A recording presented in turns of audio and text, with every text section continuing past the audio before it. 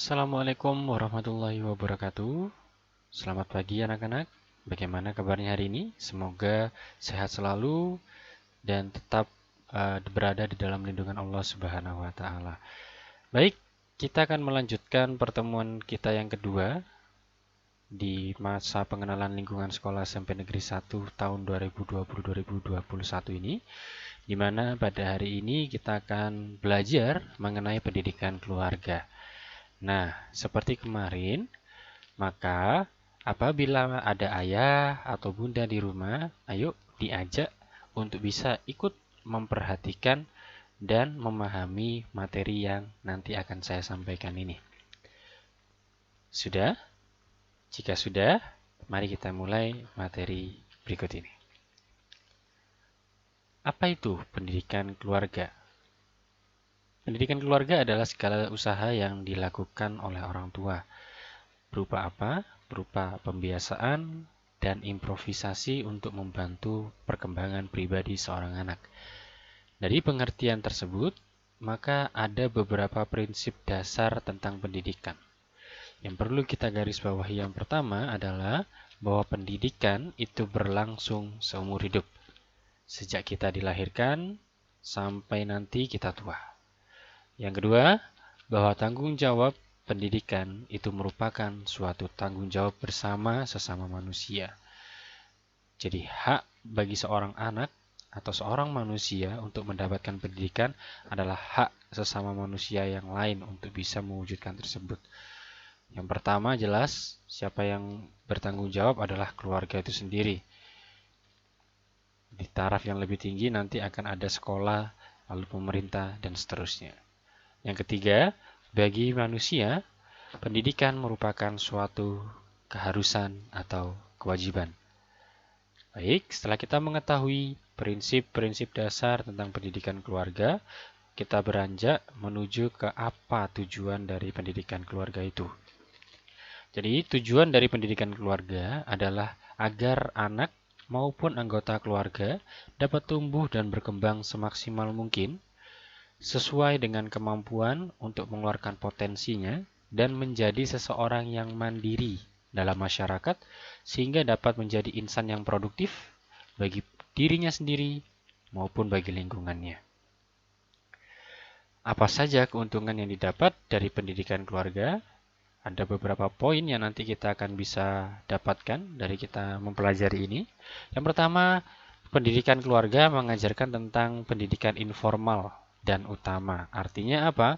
Pendidikan ini bukan pendidikan yang bersifat formal ya. Formal itu seperti sekolah. Tapi, meskipun demikian, pendidikan keluarga ini adalah yang paling utama, di mana kita pertama kali mendapatkan terkait dengan ilmu pengetahuan pasti berasal dari keluarga, semenjak kita kecil, semenjak kita dilahirkan. Yang kedua, tempat saling berkomunikasi. Nah, di sini nanti akan memegang peranan penting yang kemudian membentuk karakter seorang anak untuk kemudian karakter tersebut akan dia tunjukkan kepada masyarakat, terutama salah satunya adalah caranya dia berkomunikasi. Jadi cara komunikasi antar keluarga nanti akan membentuk bagaimana seorang tersebut berkomunikasi dengan lingkungan sosialnya.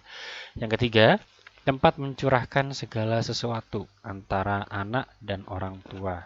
Jadi, hubungan keterbukaan yang seperti ini akan dapat memicu hubungan positif di antara keluarga itu sendiri, antar anggota keluarga itu sendiri. Dan yang keempat, pendidikan keluarga mengajarkan kita untuk mendapatkan rasa kasih sayang antara anggota keluarga. Seperti itu. Selanjutnya, apa saja fungsi pendidikan keluarga? Jadi ada beberapa fungsi terkait dengan pendidikan keluarga. Yang pertama adalah fungsi edukatif. Fungsi ini adalah fungsi yang mengarahkan keluarga sebagai wahana pendidikan pertama, di mana dia bersifat utama bagi anak, sehingga nantinya akan menjadikan anak tersebut menjadi seseorang yang tangguh, maju, mandiri, sesuai dengan keinginan dan kebutuhannya. Yang kedua, fungsi sosial anak. Jadi keluarga di sini memiliki tugas untuk mengantarkan dan membimbing anak agar dapat beradaptasi dengan kehidupan sosial. sehingga kehadirannya dapat diterima oleh masyarakat. Keluarga inilah yang kemudian mengajarkan norma-norma dan nilai-nilai yang berlaku di masyarakat, bagaimana cara berkomunikasi, bagaimana cara bersikap, itu nanti akan diajarkan pertama kali melalui keluarga. Maka dari itu tadi yang saya bilang di pembahasan sebelumnya, penting sekali untuk membangun komunikasi yang baik, agar nantinya akan timbul kebiasaan yang baik juga. Yang ketiga, fungsi proteksi.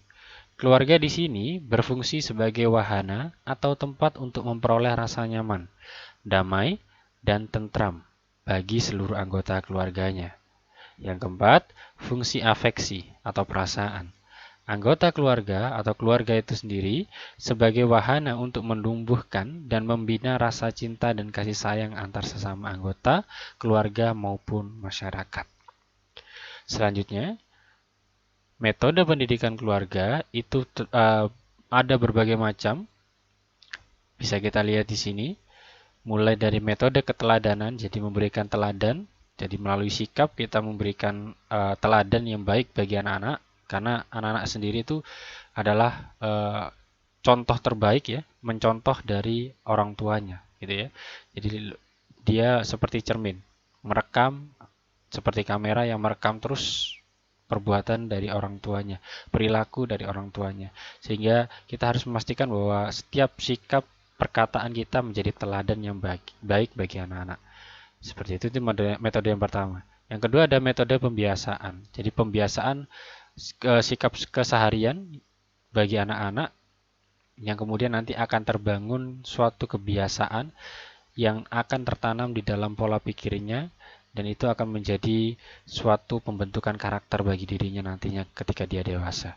Yang ketiga, metode pembinaan. Jadi kita memberikan pembinaan secara terus-menerus, continuous, step by step prosesnya bagi anak-anak. Nah, nanti itu pendampingannya seperti itu akan membuat mereka menjadi lebih positif lagi.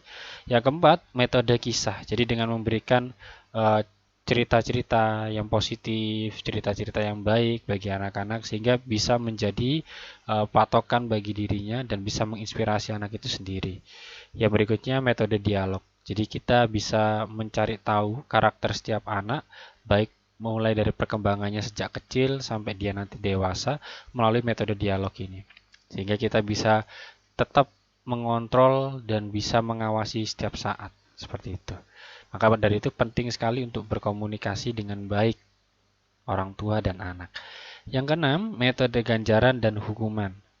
Nah, prinsip seperti ini adalah untuk memberikan rasa tanggung jawab ya. Jadi apa yang kemudian nantinya menjadi tanggung jawab mereka maka harus bisa dipegang dengan baik bagi anak-anak.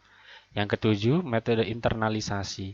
Jadi metode penanaman akhlak yang baik di dalam anak-anak ini menjadi salah satu metode yang bisa digunakan untuk pendidikan keluarga, baik untuk mendidik anak-anak maupun anggota keluarga kita yang lainnya. Berikutnya, program pendidikan keluarga itu meliputi satu, pengajaran. Jadi pengajaran ini aktivitas yang mengorganisasi atau mengatur lingkungan sebaik-baiknya, sehingga menciptakan kesempatan bagi anak untuk melakukan proses belajar secara efektif. Yang kedua, memberikan motivasi. Jadi motivasi di sini bersifat psikologikal ya. Jadi seseorang yang menyebabkan terjadinya perubahan-perubahan, perbuatan-perbuatan secara sukarela yang diarahkan untuk mencapai tujuannya nantinya. Yang berikutnya, peneladanan. Jadi pemberian contoh teladan yang baik menjadi salah satu syarat utama ya dalam proses pendidikan, karena tidak ada pendidikan jika tidak ada keteladanan, seperti itu. Yang keempat, pembiasaan. Dalam pembiasaan, peran keluarga sangatlah berperan penting dalam membina pribadi anak. Salah satunya adalah pola pembiasaan ini sendiri. Sebelumnya kita sudah sempat bahas di pertemuan sebelumnya ya, terkait dengan disiplin positif tentang pembiasaan ini juga. Yang kelima, penegakan aturan. Penegakan aturan adalah memberikan batasan yang tegas dan jelas. Mana yang harus dilakukan dan mana yang tidak boleh dilakukan. Serta mana yang boleh dilakukan dan tidak boleh dilakukan. Seperti itu. Baik, untuk pertemuan kita hari ini, untuk materi pendidikan keluarga, kita cukupkan sampai di sini. Jangan lupa nanti akan ada beberapa tugas yang akan kalian terima. Silahkan dikerjakan dengan sebaik mungkin dan tetap semangat, tetap sehat, dan tetap jaga pola hidup bersih dan sehat di tengah masa pandemi seperti ini. Semoga kita akan segera lekas bertemu di sekolah. Saya akhiri. Terima kasih. Wassalamualaikum warahmatullahi wabarakatuh.